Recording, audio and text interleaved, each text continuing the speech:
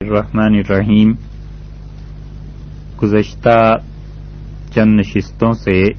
نماز کے مسائل جو بیان کیے جا رہے ہیں ان میں آذان کی بات آپ سن رہے ہیں اور آذان کے مسائل پر گفتگو ہو رہی ہے۔ آذان میں صحیح تلفظ بھی ضروری ہے، اس لیے جو لوگ آذان کو صحیح تلفظ سے ادا نہیں کرتے انہیں اس کی فکر کرنی چاہیے کہ آذان ہوتی ہی نہیں، اور بعض غلطیاں تو ایسی سنگین ہوتی ہیں کہ اس کے معانی اور مطالب کچھ سے کچھ ہو جاتے ہیں۔ مثلا اشہدو میں ہا جو ہے اسے ادا نہ کرنا یہ غلطی ہے، اور اس کو اشہدو کی بجائے اشہدو پڑھتے ہیں، اور ہا کو جو ادا نہیں کرتے تو وہ شہادتین میں نقص آتا ہے۔ اسی طرح حی علی الصلاۃ ہے اور اس میں عین کو ادا نہ کرنا یہ بھی غلطی ہے، اور اس کی بھی اصلاح کرنی چاہیے۔ یہ ایسے ہی مثال کے طور پہ عرض کر رہے ہیں، وگرنہ یہ آذان در حقیقت کسی قاری سے بیٹھ کر مشق کرنے کی اور سیکھنے کی چیز ہے کہ آذان کیسے دی جائے گی اور آذان کے کلمات کو جملوں کو کیسے ادا کیا جائے گا۔ ایک اور غلطی آپ دیکھیے کہ بعض اوقات بعض مؤذن جو ہیں وہ آذان دیتے ہوئے اشہد ان ایسے پڑھتے ہیں، تو یہ جو انا ہے نا، اس نون کے بعد نون پر زبر ہے اور اس کے بعد الف کا اضافہ اپنی طرف سے کر دینا، یہ بہت سنگین غلطی ہے اور اس کے مطلب کچھ سے کچھ مطالب اور معانی میں فرق پڑ جاتا ہے۔ اس لیے آذان کے لیے صحیح تلفظ کا ہونا بھی ضروری ہے۔ آذان اور اقامت سے پہلے اعوذ باللہ اور بسم اللہ کا پڑھنا ثابت نہیں ہے، تو اس لیے مؤذن تعوذ اور تسمیہ نہ پڑھے، کیونکہ امت میں یہ عمل نہیں رہا اور کسی نے بھی آذان کی ابتدا میں ان کلمات کو نہیں کہا۔ ایک آدمی اگر یہ کہتا ہے کہ آذان کے آغاز میں اعوذ باللہ اور بسم اللہ پڑھنے سے فرق کیا پڑتا ہے؟ کبھی کبھی اگر آپ آذان سنیں خاص طور پہ فجر کی، تو مؤذن جو ہیں وہ لاؤڈ سپیکر کھولتے ہیں اور آرام سے بسم اللہ پڑھتے ہیں اور اس کی آواز ہلکی ہلکی کبھی کبھی سنائی دیتی ہے، تو یہ مؤذن اگر اسے منع کیجئے آپ کہ بھئی بسم اللہ نہیں پڑھتے آذان سے پہلے، تو وہ کہتے ہیں جی کون سی گناہ کی بات ہے، کیا غلطی ہے۔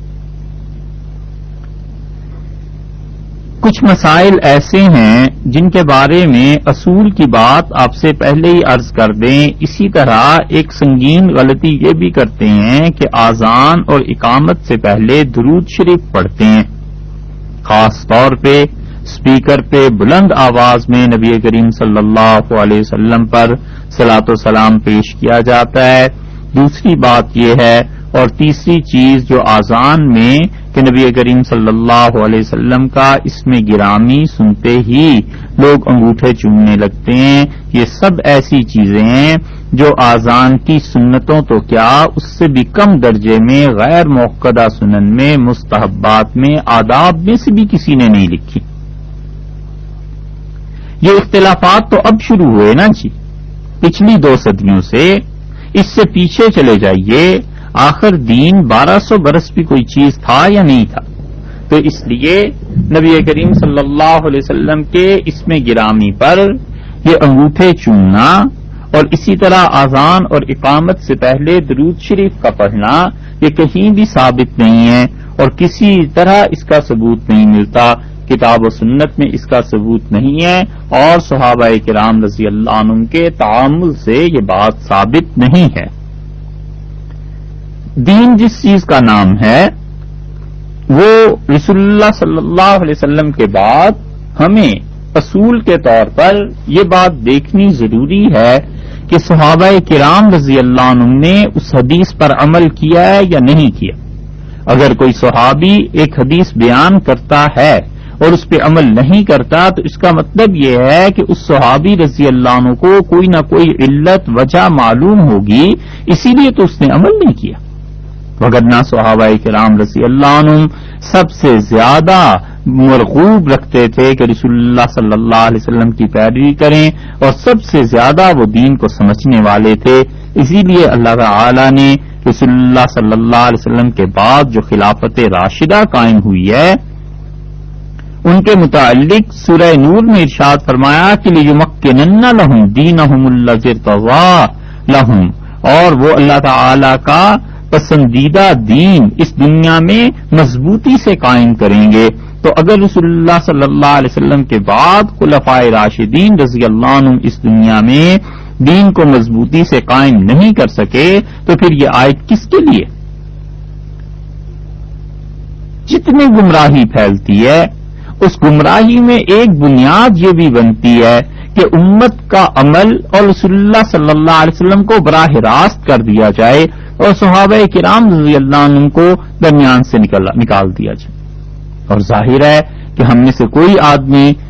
جس کو ذرا بھی شعور اور عقل خدا نے عطا کی ہے وہ اس بات کا انکار نہیں کر سکتا کہ رسول اللہ صلی اللہ علیہ وسلم نے جو کچھ صحابہ کرام رضی اللہ عنہ سے کہا ہے انہوں نے اس کی اطاعت کی ہے، اور اگر کسی چیز کو انہوں نے ترک کر دیا ہے تو اس میں ضرور کوئی نہ کوئی وجہ ہوگی، تو ہمیں حق نہیں پہنچتا کہ ان چیزوں پر عمل کریں. حضرت ابو ہریرہ رضی اللہ عنہ کی روایت آتی ہے، اس اصول کی ہم آپ سے مثال عرض کرتے ہیں کہ حضرت ابو ہریرہ رضی اللہ عنہ نے روایت کی ہے کہ رسول اللہ صلی اللہ علیہ وسلم نے نجاشی بادشاہ کا جنازہ پڑھایا رحمہ اللہ. نجاشی عیسائی تھے اور صحابہ کرام رضی اللہ عنہ کے ہاں پہنچے تھے اور پھر وہ مسلمان ہو گئے، اور ان کا جنازہ جب ان کی انتقال ہوا تو رسول اللہ صلی اللہ علیہ وسلم نے ان کا غائبانہ جنازہ پڑھایا. اب یہ حدیث تو ہے واقعی صحیح کہ رسول اللہ صلی اللہ علیہ وسلم نے غائبانہ جنازہ پڑھایا ہے، لیکن اسی حدیث کے راوی کو یعنی حضرت ابو ہریرہ رضی اللہ عنہ کو ہم دیکھتے ہیں کہ انہوں نے آخر اس حدیث پہ عمل کیا یا نہیں کیا. انتقال ہوا ہے کب؟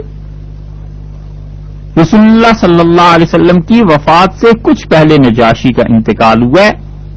رجب 9 ہجری میں انتقال ہوا ہے نجاشی کا،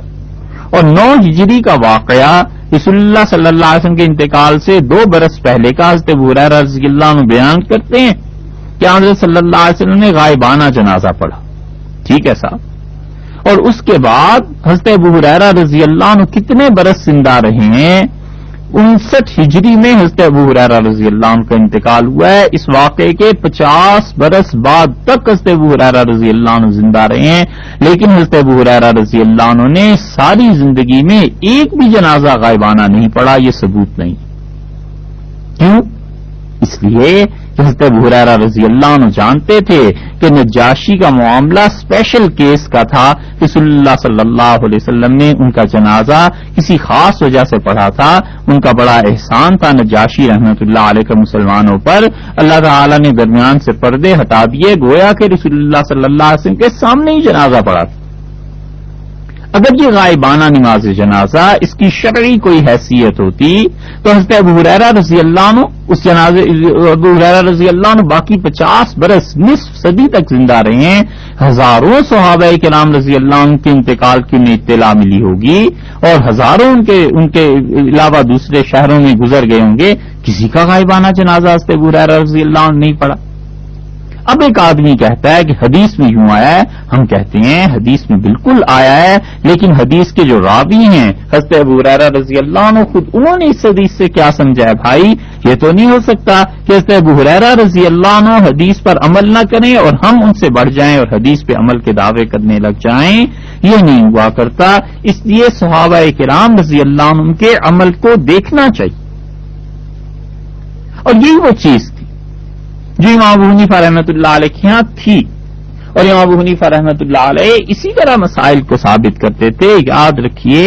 کسی بھی دعوے کے ثبوت کے لیے، دعوے کو ثابت کرنے کے لیے صرف دلیل کافی نہیں ہے. اگر دعویٰ اور دلیل قائم ہو جائے تو پھر دعویٰ تو یہ بھی کرتے ہیں بہت سے گمراہ کہ حضرت عیسیٰ علیہ الصلوۃ والسلام کا انتقال ہو گیا اور دلیل لے آتے ہیں وہ قرآن پاک سے، بلکہ دعوے کے بعد دلیل، اور دلیل میں سے بھی اس کا ثابت ہونا صحیح ہو دلیل کا، اور اس دلیل سے جو مراد لی جا رہی ہے وہ بھی صحیح ہونی چاہیے۔ اگر مراد لینے میں، اس کے مطالب اخذ کرنے میں، اس سے استنباط کرنے میں، اس سے نتیجہ نکالنے میں غلطی ہو گئی تو دعویٰ اور دلیل اپنی جگہ پر سچے ہو سکتے ہیں، مگر جو اس نے سمجھا ہے یہ غلط ہو جائے گا۔ حضرت علی رضی اللہ عنہ سے کیا کہا تھا ان ظالموں نے؟ انہوں نے کہا کہ اللہ کے علاوہ کسی کا حکم نہیں مانیں گے، قرآن پاک میں یوں آیا، اور تم چونکہ اللہ کے علاوہ غیر کا حکم مانتے ہو لہذا تم اسلام سے نکل گئے۔ حضرت علی رضی اللہ عنہ نے کیا خوبصورت بات فرمائی، انہوں نے کہا کہ بات سچی ہے قرآن پاک سے، لیکن جو اس کا مفہوم یہ سمجھ رہے ہیں نا یہ غلط ہے۔ اور پھر چوتھی چیز بھی سمجھنی چاہیے، دعویٰ، اس کی صحیح دلیل، اس سے صحیح مراد سمجھے، اور اس کے بعد جو صحیح مراد سمجھا ہے پورے کتاب و سنت پر بھی ایک نگاہ ہونی چاہیے کہ یہ مراد جو میں سمجھا ہوں یہ کسی اور حدیث سے، قرآن پاک کی کسی آیت سے، اسلام کے عمومی مزاج سے، امت کے تعامل سے، اجماع سے، قیاس سے، یہ کسی چیز سے ٹکراتی تو نہیں۔ تو جب دلیل، دعویٰ بھی ٹھیک، دلیل بھی ٹھیک، اس کے بعد جو سمجھا ہے وہ بھی ٹھیک، اور وہ پھر تعارض بھی نہیں ہے کسی اور چیز سے، تب جا کر کے یہ مسائل ثابت ہوتے ہیں۔ امام ابو حنیفہ رحمۃ اللہ علیہ کے متعلق الخیرات الحسان میں ابن حجر مکی رحمۃ اللہ علیہ نے بہت اچھی ایک بات لکھی ہے، اور وہ کہتے ہیں کہ کان شدید المعرفہ، حضرت امام ابو حنیفہ رحمۃ اللہ علیہ کو رسول اللہ صلی اللہ علیہ وسلم کی احادیث کی انتہائی معرفت حاصل تھی، بہت زیادہ پہچان تھی۔ کس چیز سے؟ بناسخ الحدیث، وہ جانتے تھے کہ کون کون سی احادیث کن کن احادیث کو کینسل کرتی ہیں، منسوخ کرتی ہیں، پہلے کون سا حکم رسول اللہ صلی اللہ علیہ وسلم نے دیا تھا، بعد میں کون سا حکم آیا تھا، کس حکم نے کس کو کینسل کیا تھا۔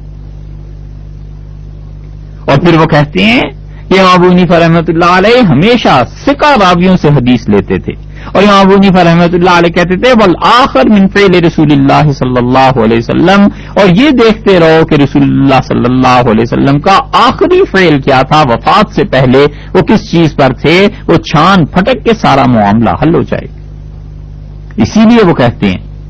امام ابو حنیفہ رحمۃ اللہ علیہ کے متعلق کہ کوفہ کے جو علماء تھے ان میں امام ابو حنیفہ رحمۃ اللہ علیہ یہ بات کہتے تھے، یعنی ڈنکے کی چوٹ وہ یہ کہتے تھے کہ ہمارا اصول یہ ہے کہ رسول اللہ صلی اللہ علیہ وسلم نے وفات سے پہلے کیا عمل کیا ہم آخری فعل کو دیکھیں گے۔ محدثین حدیث کو سند، حدیث کی سند کو حدیث کہتے ہیں،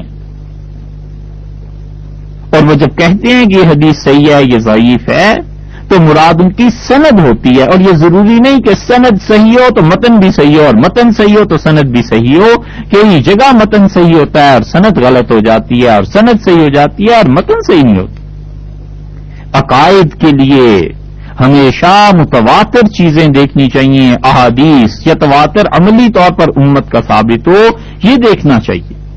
اور احکامات جب ثابت کرنے ہوں تو یہ دیکھنا چاہیے کہ کون کون سی احادیث صحیح ہیں اپنی ذات کے اعتبار سے اور حسن کے درجے تک پہنچی ہیں، اور فضائل جب بیان کرنے ہیں اور ترغیب لوگوں کو کسی چیز کی دینی ہے، اور تاریخ ہے اس میں ضعیف احادیث کو بھی بسا اوقات لے آتے ہیں، مگر ذوف ایسا نہ ہو جو جھوٹ تک پہنچ جائے، اور کتاب، سنت، اجماع یہ سب کی سب چیزیں ایسی ہیں جن سے دین ثابت ہوتا،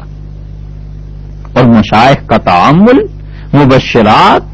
خواب دیکھنا اچھے اور خواب میں کسی کی طرف سے اس کی تائید ہو جانا یہ محض مؤیدات ہیں، تائید کرتے ہیں کہ تم حق پہ ہو، باقی اصل چیز وہ کتاب و سنت کی پیروی ہے، اور ہر ایک کو کتاب پہ، سنت پہ، صحابہ کرام رضی اللہ عنہم کے تعامل پہ اس پہ پرکھا جائے گا۔ یہ اصول نہیں ہے کہ حضرت یوں کرتے تھے اور فلاں یوں کرتا تھا، دیکھا یہ جائے گا کہ قرون اولیٰ میں لوگ کیا کرتے تھے۔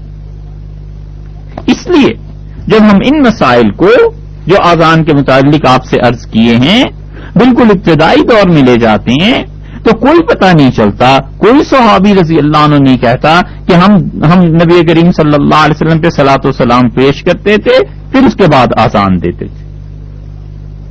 یہ کہیں نہیں ملے گا کہ مسجد نبوی میں جو آذان دینے والے مؤذن تھے وہ پہلے آتے ہوں، روزہ اطہر پہ سلام پیش کرتے ہوں، پھر آذان دینے جاتے ہوں. اگر یہ آذان کا کوئی حصہ ہوتا صلاۃ و سلام تو رسول اللہ صلی اللہ علیہ وسلم کی قبر مبارک مسجد نبوی سب سے زیادہ اس بات کی مستحق تھی، ڈیزرو کرتی تھی کہ وہاں پہ لوگ حاضری دیتے، آذان والے پہلے، پھر جا کر وہ آذان اور اقامت اور یہ چیزیں ہوتی. کسی نے نہیں کی. اسی لیے طحطاوی میں حنفی فقیہ ہیں، بہت بڑے فقہا میں ان کا شمار ہوتا ہے، انہوں نے صاف لکھا ہے کہ ومن المکروہات الصلاۃ علی النبی صلی اللہ علیہ وسلم فی ابتداء الاقامۃ لانہ بدعۃ، اور مکروہ کاموں میں سے، ناپسندیدہ کاموں میں سے یہ ہے کہ کوئی آدمی اقامت کے آغاز میں رسول اللہ صلی اللہ علیہ وسلم پر درود بھیجنے لگے. کیوں یہ ناپسندیدہ ہے؟ وہ کہتے ہیں لانہ بدعۃ، اس لیے کہ یہ بدعت ہے، یہ نیا طریقہ ہے جو لوگوں نے رائج کر لیا ہے. اسی طرح نبی کریم صلی اللہ علیہ وسلم کے متعلق انگوٹھے چومنا اور یہ دلیل دینا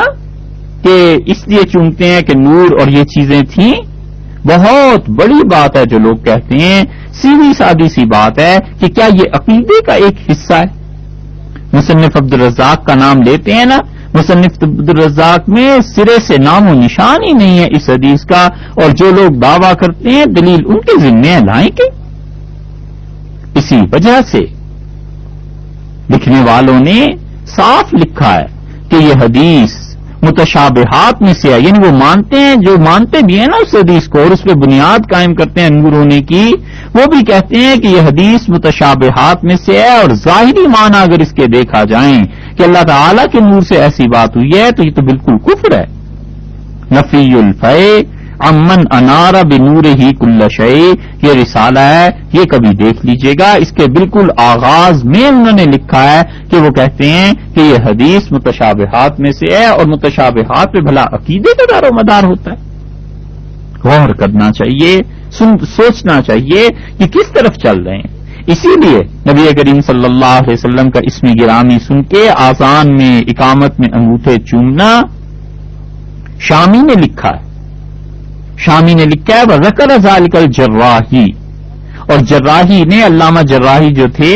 انہوں نے تفصیل سے اس موضوع پر لکھا ہے، انگوٹھے چومنے کی روایت کو، اور اس پہ طویل گفتگو کی ہے. اور پھر شامی کہتے ہیں، شامی ایسے آدمی تھے رحمت اللہ علیہ کہ پچھلے 200 برس سے سارے حنفی اسی پہ فتویٰ دیتے ہیں، سب ان کی کتاب کی طرف رجوع کرتے ہیں جتنے مفتی ہیں. وہ کہتے ہیں ولم یصح فی المرفوع من کل ھذا شیء،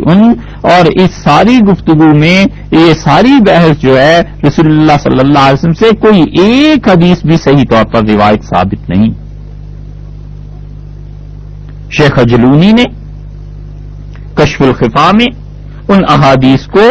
جمع کر دیا ہے جن احادیث کے متعلق لوگوں میں مشہور ہے کہ یہ حدیثیں ہیں اور وہ اصل میں حدیث نہیں. اور شیخ صاف کشف الخفا کی دوسری جلد میں لکھتے ہیں کہ ولم یصح فی المرفوع من کل ھذا شیء، اور یہ جتنی بحث لوگ کرتے ہیں کہ حضرت صلی اللہ علیہ وسلم کا نور مبارک تھا اور یہ تھا وہ تھا، وہ کہتے ہیں کوئی ایک چیز بھی صحیح سند سے حدیث میں ثابت نہیں. مصنف عبدالرزاق کے متعلق کہنا یہ تو ان کا کلام ہے، مصنف عبدالرزاق کے متعلق کہنا کہ یہ اس میں آ گئی ہے، ارے کس نے، جنہوں نے بھی لکھی ہے اس کے حوالے سے ان سے ممکن ہے غلطی ہو گئی ہو، انہوں نے کسی کتاب کی بجائے کسی کتاب کا نام لکھ دیا ہو. مصنف کبھی کبھی لکھ جاتا ہے، نہیں غلطی ہوئی فرض کر لیں. تو اب جو مصنف عبدالرزاق ہمارے ہاتھ میں ہے اس میں تو کوئی ایسی چیز نہیں. اور پھر یہ اگر عقیدہ اتنے ہی تواتر کے ساتھ ہوتا اور آذان کے ساتھ یہ سب کی سب چیزیں شامل ہوتی تو سوچنے کی بات یہ ہے کہ رسول اللہ صلی اللہ علیہ وسلم کے بعد صحابہ کرام رضی اللہ عنہم نے عمل کیا، اور اگر یہ عمل کیا ہوتا انہوں نے تو تابعین، تبع تابعین، اب تک چلتا نا کہیں، تو کوئی بھی سے نہیں دکھتا.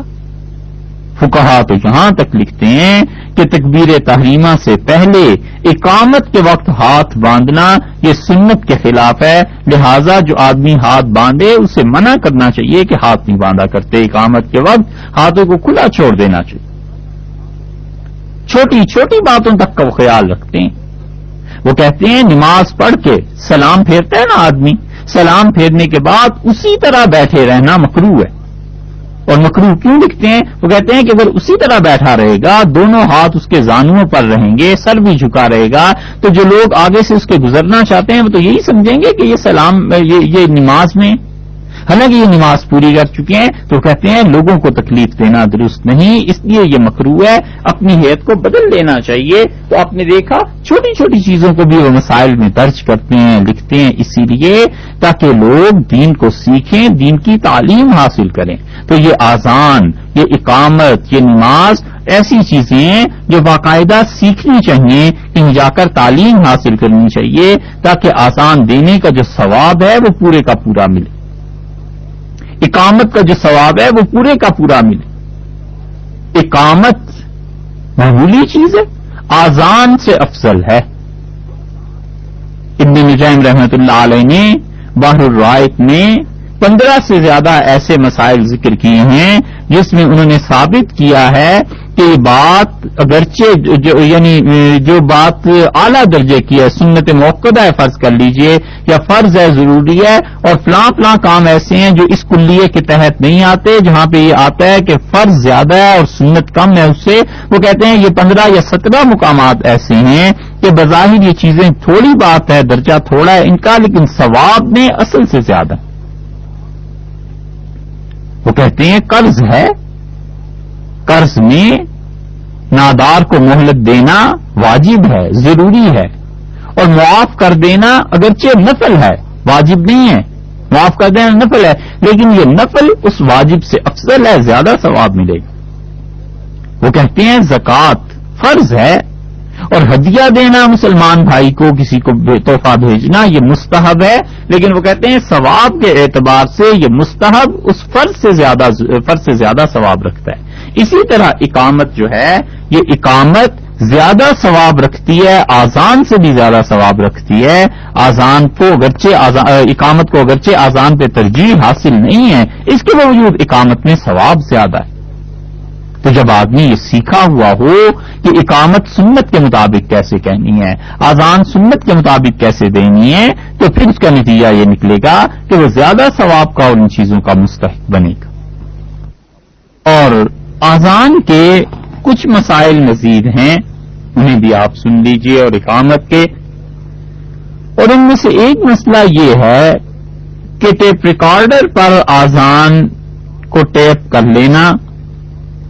اور اس ٹیپ ریکارڈر سے پھر سنوانا یہ جائز نہیں ہے۔ اب تو اتنا زیادہ عام نہیں ہے، کہیں لاکھوں میں ایک آدھ جگہ ایسے ہو جاتا ہے،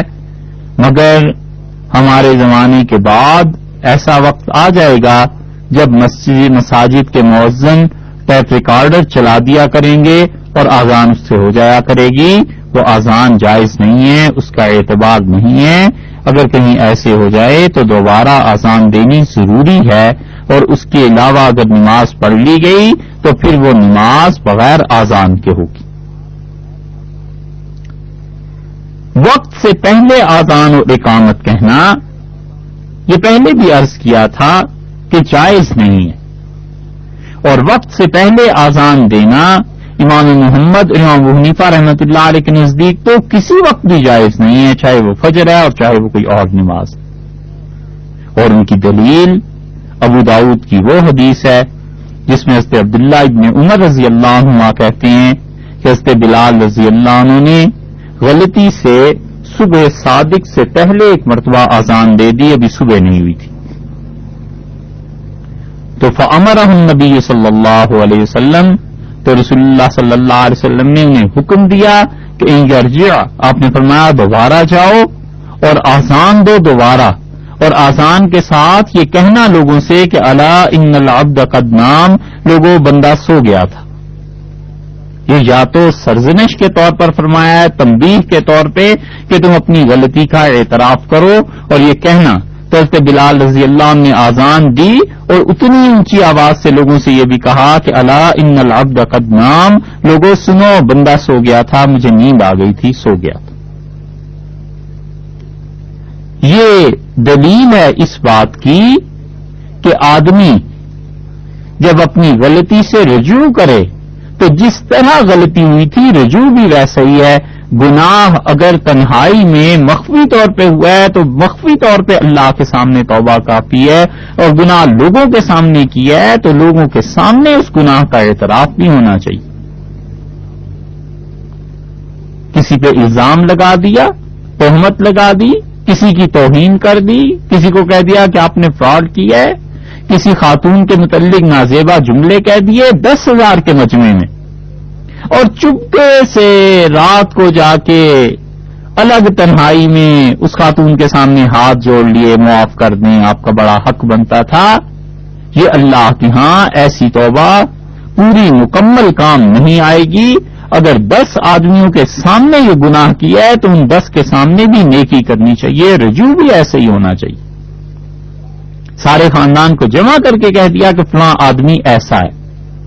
اور تھوڑے دنوں بعد اپنی غلطی کا احساس ہوا تو اب چلے جا رہے ہیں تنہائی میں ٹسوے بہانے اور اس سے اعتراف کرنے۔ کوئی ایسی بات نہیں ہونی چاہیے۔ انہی لوگوں کے سامنے ایک ایک کے گھر جا کر کہے کہ وہ جو میں نے کہا تھا نا وہ جھوٹ بولا تھا، وہ آدمی ایسا نہیں ہے۔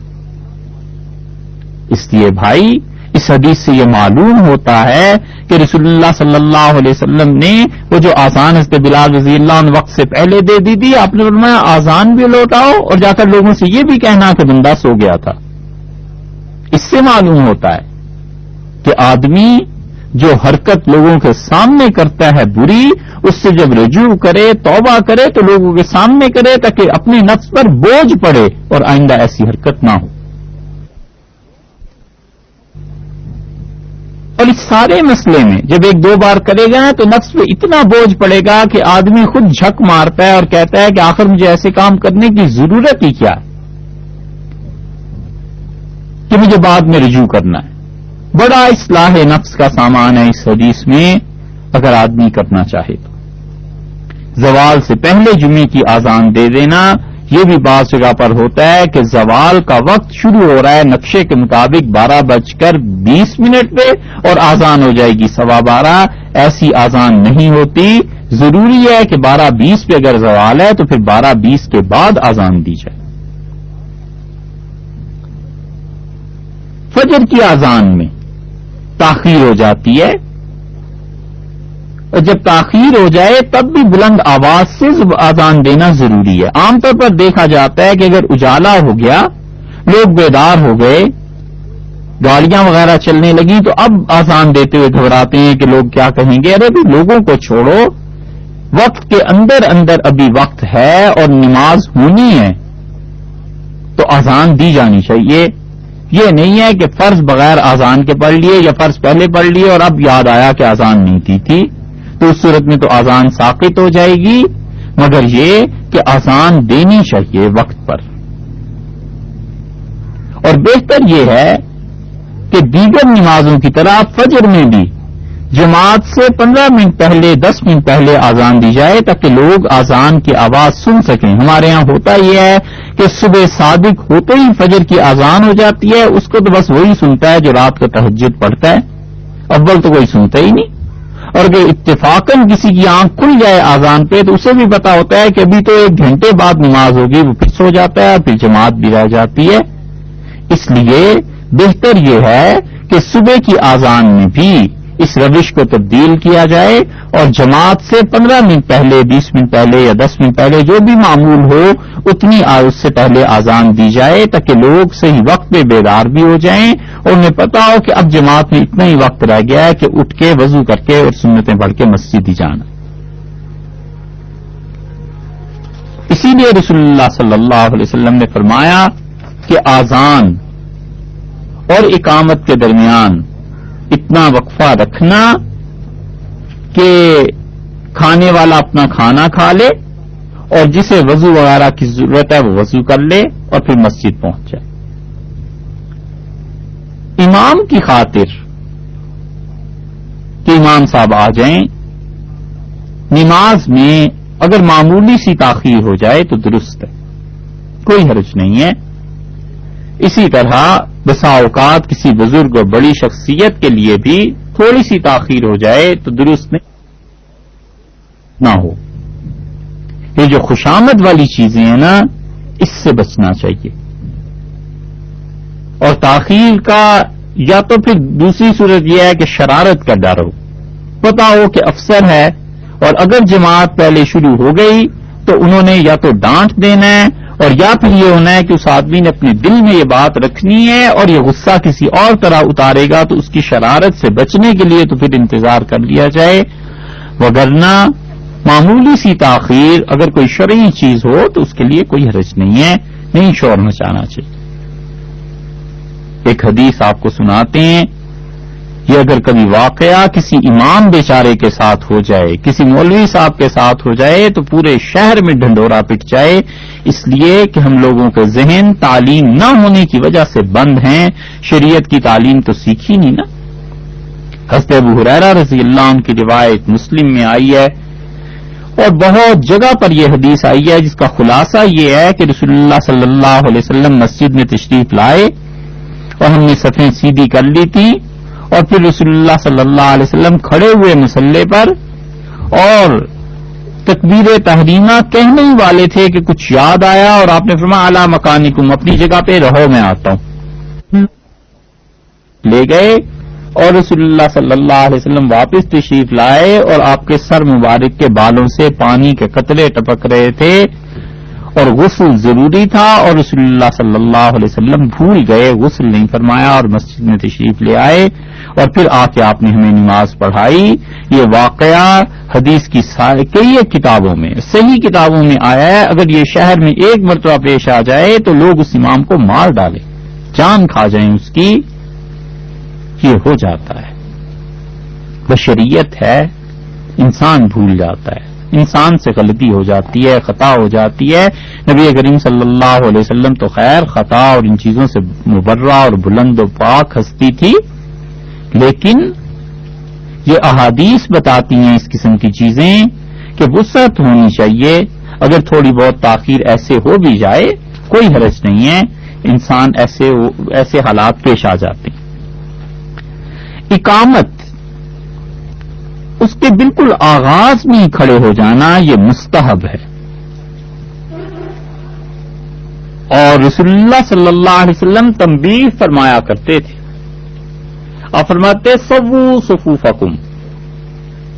یہ الفاظ آپ نے حرمین شریفین میں سنے ہوں گے کہ سووا صفوفکم، رسول اللہ صلی اللہ علیہ وسلم فرماتے تھے صفوں کو سیدھا کر لو، فإن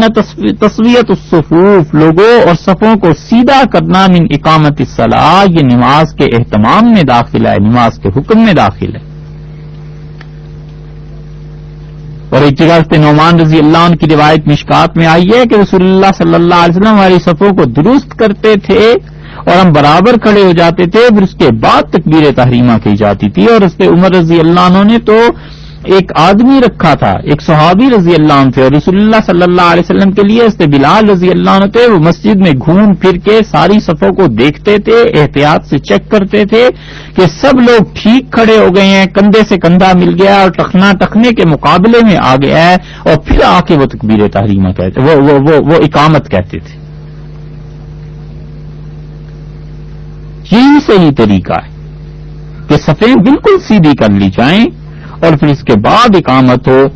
حدیث میں آیا ہے ایک شخص کھڑے تھے، ایک صحابی رضی اللہ، اور ان کا سینہ سب سے کچھ باہر نکلا ہوا تھا، تو رسول اللہ صلی اللہ علیہ وسلم عباد اللہ کے بندو تم اپنی صفوں کو سیدھا اور ٹھیک رکھو، وگرنہ اللہ اس اختلاف کو تمہارے دل میں ڈال دے گا، پھوٹ پڑ جائے گی۔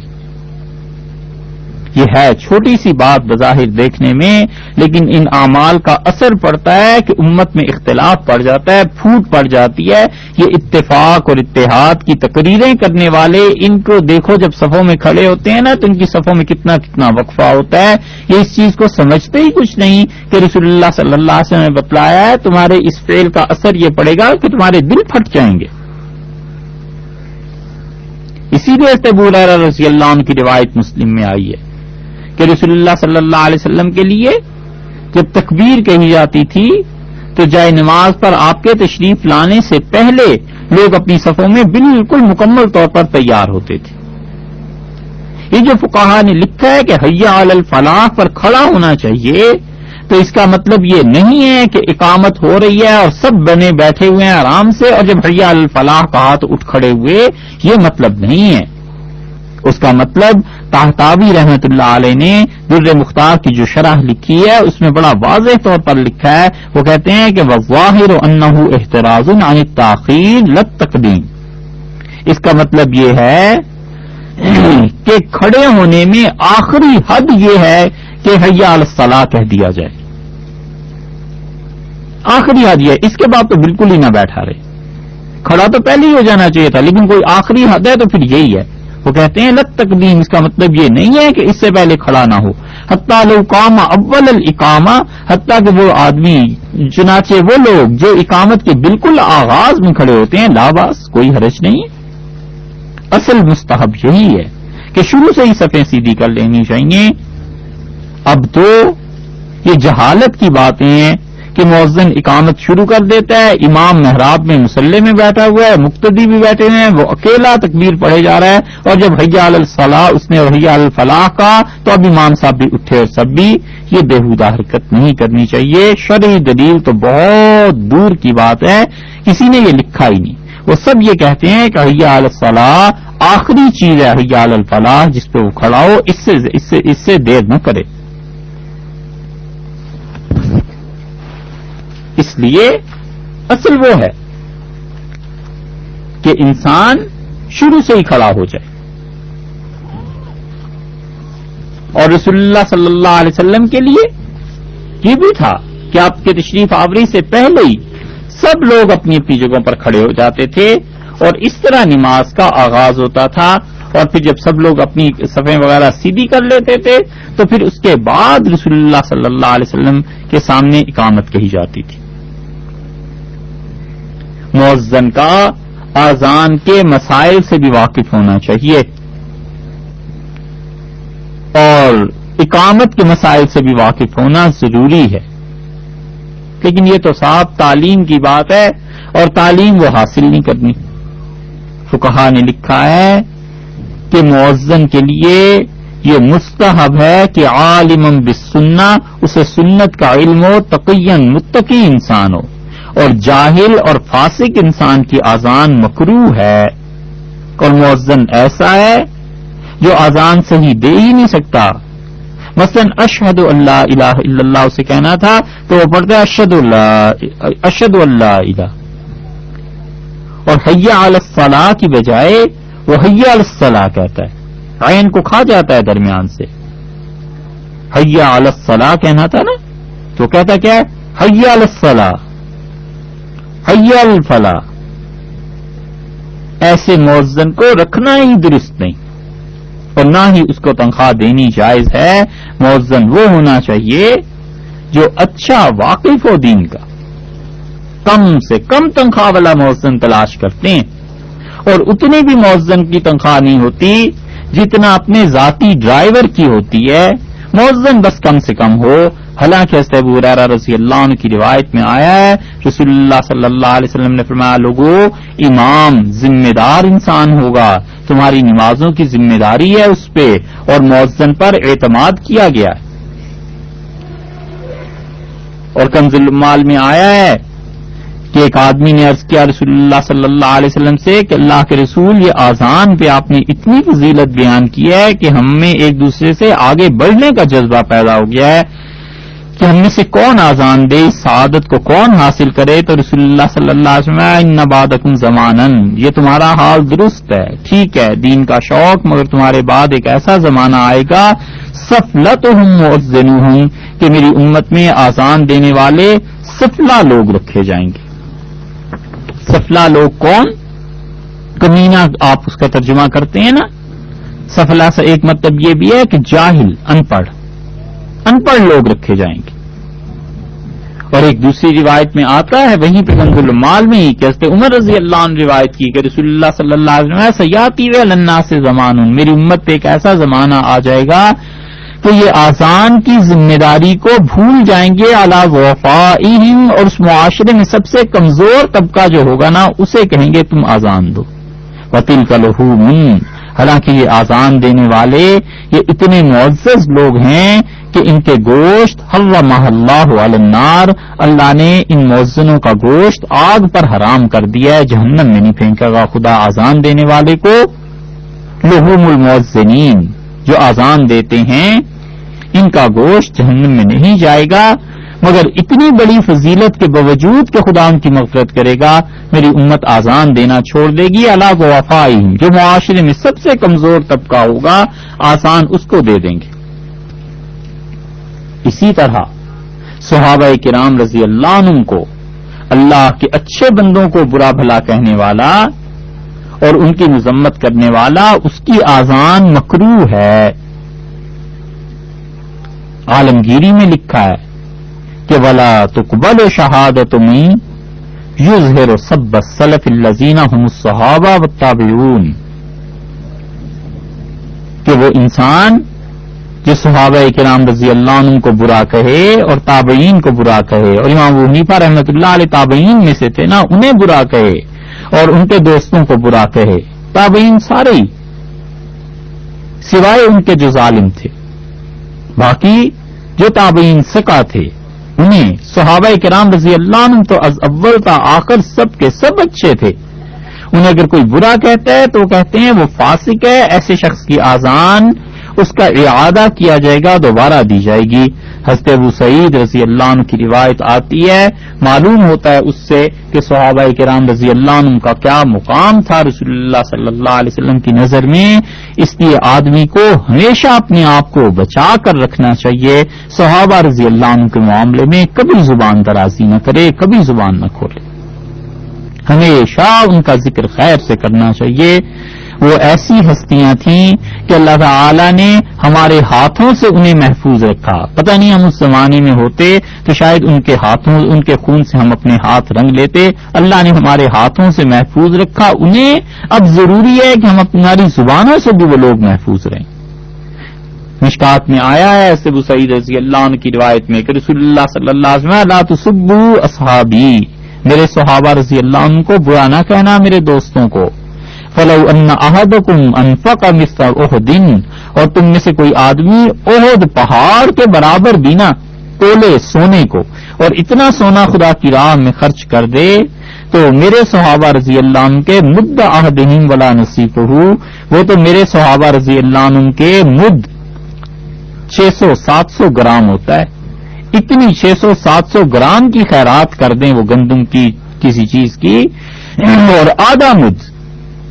300-350 گرام خیرات کر دیں، فرمایا تم اور پہاڑ کو سونے کے اتنا سونا خرچ کر دو تو تم اس کے برابر نہیں پہنچ سکتے۔ عبداللہ ابن مغفل رضی اللہ عنہ کی روایت ہے، ابن مغفل رضی اللہ عنہ نے کہا رسول اللہ صلی اللہ علیہ وسلم اللہ فی اصحابی، ڈرنا، اللہ سے ڈرو میرے صحابہ، میرے دوستوں کے بارے میں، لا تتخذوہم غرضا من بعدی، اور میرے صحابہ رضی اللہ عنہ کو میرے بعد تم تنقید کا نشانہ نہ بنانے بیٹھ جانا، اور لوگوں سمجھو فمن احبہم، جو ان سے محبت کرتا ہے، فبحبی احبہم، وہ میری وجہ سے تو ان سے محبت کرتا ہے، فمن ابغضہم، اور جو انہیں برا کہتا ہے، فببغضی ابغضہم، وہ میری وجہ سے ہی تو انہیں برا کہتا ہے، یعنی جو تعریف کرتا ہے صحابہ کرام رضی اللہ عنہ کی، در حقیقت وہ میری ہی تعریف کرتا ہے کہ اس عظیم ہستی کے شاگرد کیسے تھے، اس عظیم پیغمبر علیہ الصلوۃ والسلام کے دوست کیسے تھے، جو انہیں اچھا کہتا ہے وہ میری ہی تربیت کی تعریف کرتا ہے نا، کہ میں نے ان کی کتنی اچھی ٹریننگ، کتنی اچھی تربیت انہیں دی، اور جو انہیں برا کہتا ہے وہ در حقیقت مجھے ہی برا کہتا ہے، وہ مجھ پہ الزام لگاتا ہے کہ رسول اللہ صلی اللہ علیہ وسلم ان کی تربیت کر ہی نہیں پائے، اور رسول اللہ صلی اللہ علیہ وسلم کے جو ساتھی تھے، دوست تھے، وہ ایسے برے تھے علیہ باللہ۔ یہ ہے مطلب اس حدیث کا، اور فرمایا ومن اذاہم فقد اذانی،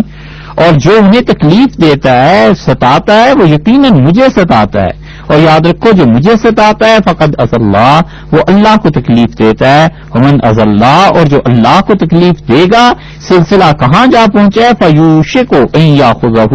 تو اللہ اسے جلدی انتقام لے لے گا، خدا اسے بہت جلدی پکڑ لے گا۔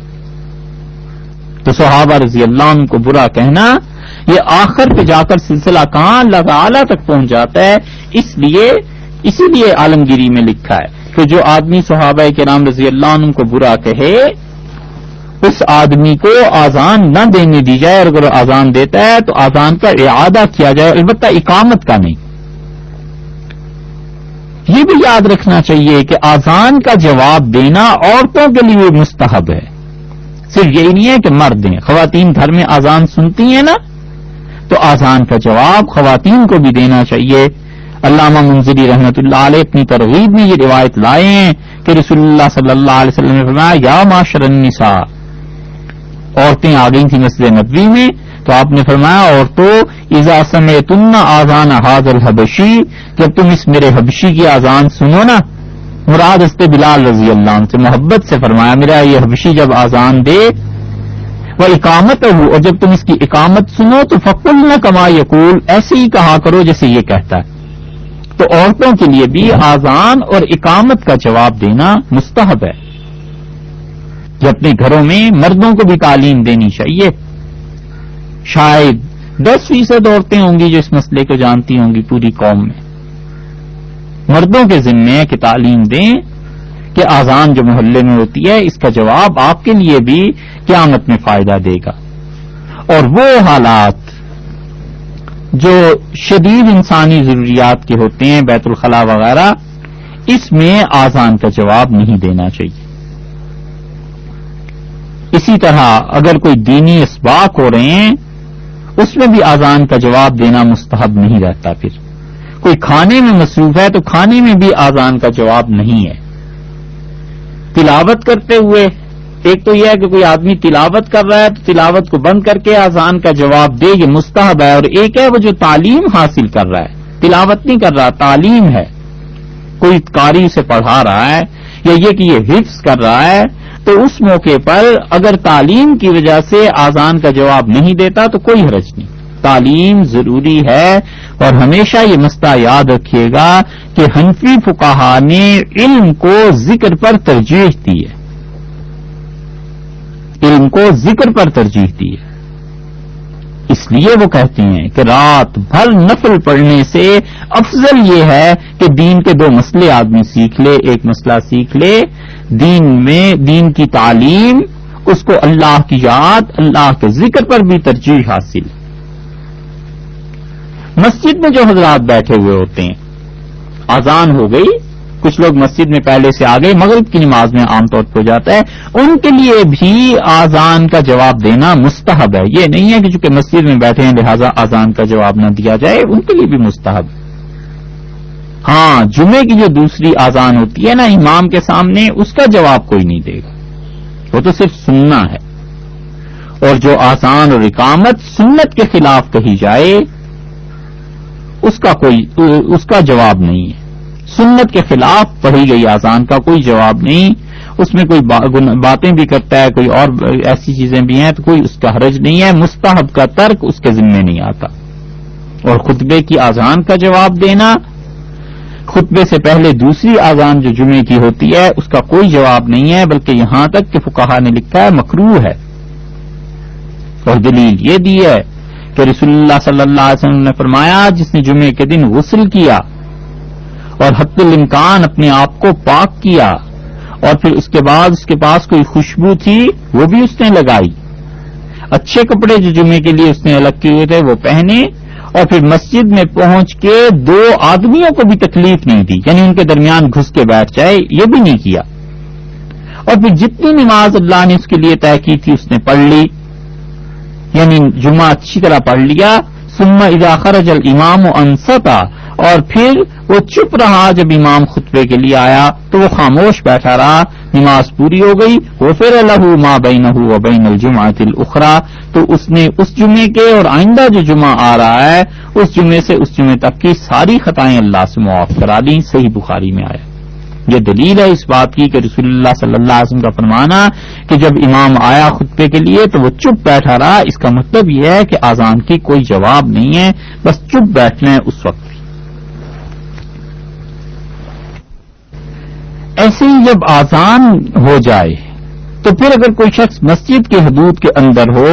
تو بغیر شدید ضرورت کے پھر اذان سننے کے بعد مسجد سے نہیں نکلنا چاہیے. رسول اللہ صلی اللہ علیہ وسلم نے ایسے شخص کو منافق کہا ہے.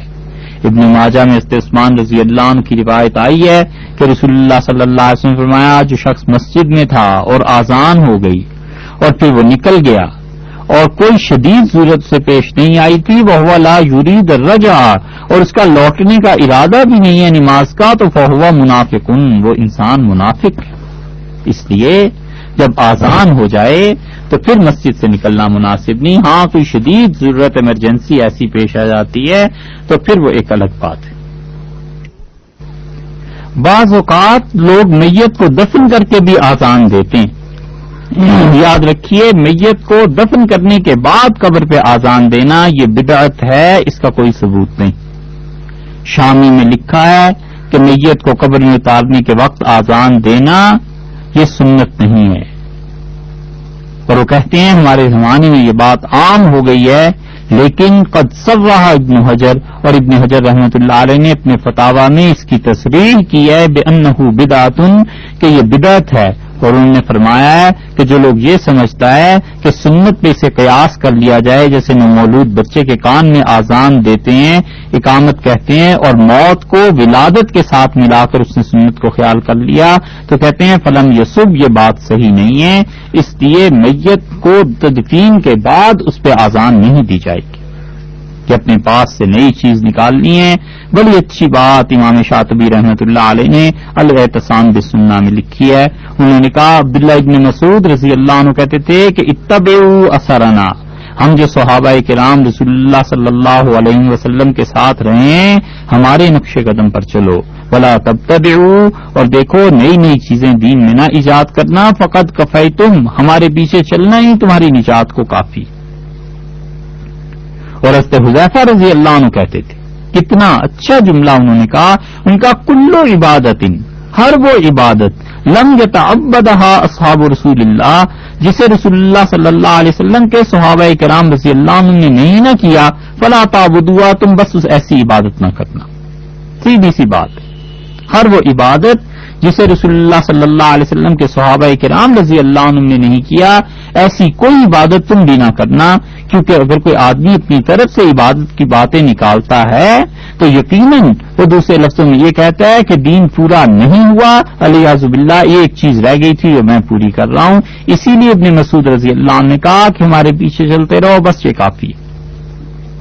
یہ آذان اس لیے ہوتی ہے کہ لوگوں کو نماز کے لیے بیدار کیا جائے، اذان کے علاوہ بھی لوگوں کو نماز کی دعوت دینی چاہیے۔ عبداللہ ابن طاہفہ رضی اللہ عنہ کی روایت آئی ہے مسند احمد میں، وہ کہتے ہیں کہ رسول اللہ صلی اللہ علیہ وسلم گھر سے نکلے، فجعل یوقظ الناس، تو رسول اللہ صلی اللہ علیہ وسلم نے لوگوں کو بیدار کیا اور یہ فرمایا الصلاۃ، نماز ہو رہی ہے، نماز کے لیے جاؤ۔ وکان اذا خرج، اور وہ عادت نقل کرتے ہیں کہ حضرت صلی اللہ علیہ وسلم جب نماز کے لیے گھر سے تشریف لے جاتے تھے، یوقظ الناس، تو لوگوں کو نماز کے لیے جگاتے تھے۔ اس لیے اپنے بیوی بچوں کو، اہل خانہ کو نماز کے لیے کہنا، جگانا یہ مستحب ہے۔ حضرت عثمان بن ابی العاص کی روایت آئی ہے، وہ کہتے ہیں مشکات میں آیا کہ میں نے رسول اللہ صلی اللہ علیہ وسلم کو سنا، آپ نے فرمایا حضرت داؤد علیہ السلام رات کے آخری حصے میں یا ایک خاص وقت آتا تھا، اپنے گھر والوں کو جگاتے تھے اور کہتے تھے کہ داؤد کی اولاد، داؤد کے گھر والوں، داؤد کی بیویاں، کھڑے ہو جاؤ اور اللہ کے لیے نماز پڑھو، اس لیے کہ یہ وقت ایسا ہے جب خدا تمہاری دعا کو قبول کرتا ہے۔ یہی بات حضرت عائشہ رضی اللہ عنہا کی بھی آتی ہے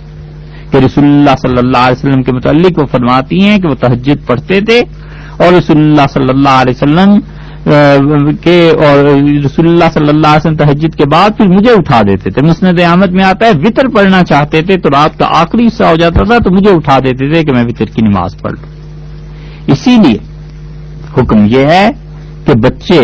جب 10 سال کے ہو جائیں تو نماز میں کوتاہی نہ کرو، انہیں نماز کی عادت ڈالو۔ تو آذان بھی اسی لیے ہے کہ نماز کی عادت ڈالنی ہے، نماز کا حکم دینا ہے، نماز کا بتانا ہے کہ جب آذان ہو جائے تو پھر اس طرح نماز کا پڑھنا یہ ضروری ہے۔ اس لیے یہ نماز کے مسائل، ان چیزوں کو بھی سیکھنا چاہیے اور اپنے گھر والوں کو بھی تلقین کرنی چاہیے۔ بقیہ مسائل جو آگے نماز کے آ رہے ہیں انشاءاللہ اگلی نشست میں عرض کریں گے۔ السلام علیکم ورحمۃ اللہ وبرکاتہ۔